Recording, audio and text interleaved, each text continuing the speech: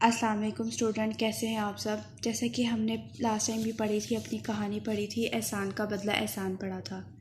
ठीक है, आज हम इसकी दोहराई करेंगे। क्या है कि आपको कीवर्ड्स दिए हुए हैं, इसकी मदद से आपने क्या है इस स्टोरी को क्या करना है, इस कहानी को कंप्लीट करना है।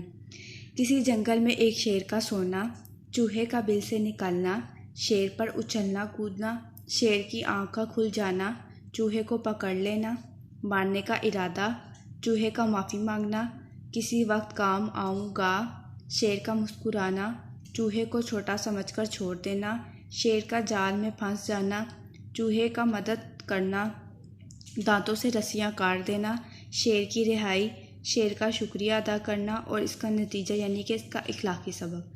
अब दिए गए जो हमें अल्फाज दिए गए, इसकी मदद से हमने क्या करना है, कहानी को मुकम्मल करना है। तो हम अब कहानी को स्टार्ट करेंगे।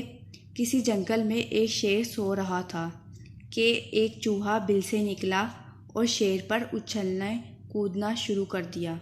शेर की आँख खुल गई, उसने चूहे को पकड़ लिया और गुस्से से मारने का इरादा किया। चूहा डर गया और माफ़ी मांगने लगा।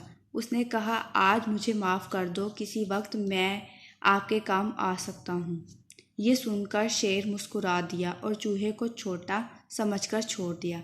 खुदा की करनी ऐसी हुई कि एक दिन शेर शिकारी के जाल में फंस गया और धाड़ने लगा मतलब कि ज़ोर ज़ोर से बोलने लगा। शेर की गर्ज सुनकर चूहा उसकी मदद के लिए दौड़ा।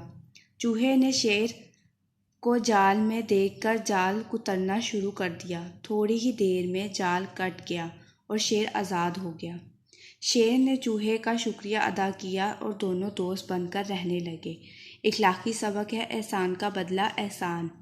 ये जो स्टोरी है आपने पहले भी याद की हुई है, अब दोबारा से आपने जो है ना इसको अच्छे से याद करना है। शुक्रिया।